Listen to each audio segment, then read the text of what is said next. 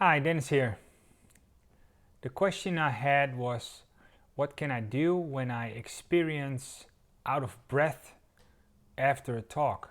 And this can be public speaking, or this can be conversation on the telephone or directly. What I suggest you do is to check out what happens when you talk. Most of the times, what happens is that people tend to talk blah blah blah blah blah blah blah blah blah blah blah blah blah blah blah like this. And a good exercise to regain your balance of breathing during a talk is to start to take a book and read out loud. So you take a book and you start to breathe in through your nose, read out loud so that you can hear yourself reading, and would be really nice if you can read it to somebody else. For example, when you have children, it's really a good exercise to do, so both people can have the benefits of it, but perhaps you can do it to your partner, to your dog, your cat, or whatever, and otherwise you do it to yourself. That's also fine. Sorry. So what you're going to do then is, when you have a book, you breathe in through your nose. And then when I start to breathe out, I read out loud.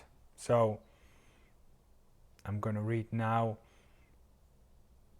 that Max was moving away from the dangers into the mountains.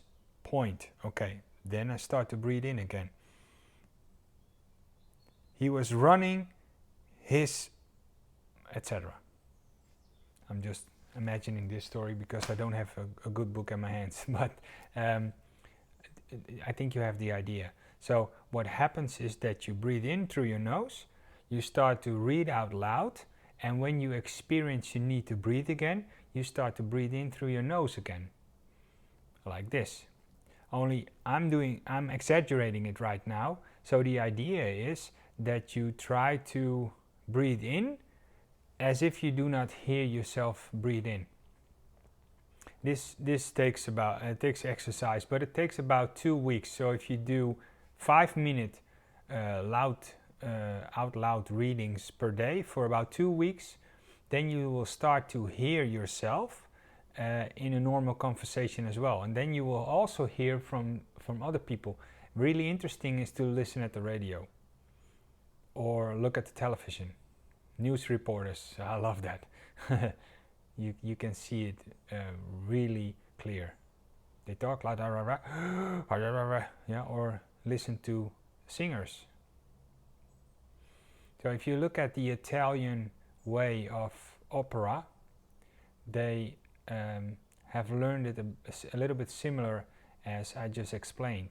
They have learned to breathe in through their nose, use their body for the sound, and then they breathe back into the nose again when they're out of breath.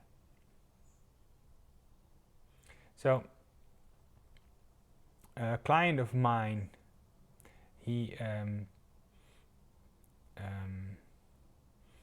I cannot tell too much about it, of course, but to give you an idea, he had to do public speaking about 3 times a week, and he got a big promotion, and he needed to talk to the team. I thought it was about 30 people 3 times a week, but he had a problem with that because he was out of breath every time he did it, and he also got the idea that people didn't get what he was trying to tell them, and it was a really big guy. So if you start doing this, there's also a big possibility in your mind you're thinking like, okay, but when I breathe back into my nose, I have like a pause. And this is really interesting because in your mind the pause will take for ages. But most of the times it's for the other ones who are just listening at you a lot more easy to understand what you're saying, and also the way you are saying it becomes more clear. So try to do this 5 minutes per week for at least 2 weeks, and try to hear the way you're talking during the day. And when you talk and you hear you do like this, then you know you need to do it by your nose again. And in the beginning it can be a little bit irritating sometimes, because you hear everybody doing it the wrong way, but you also can hear yourself doing it. And by reading out loud, you can hear how you're talking in this example reading, and then you can help yourself out. If you have any more questions, put it down. I'll help you out. And for now, I wish you a really nice day and good luck with reading. Bye-bye.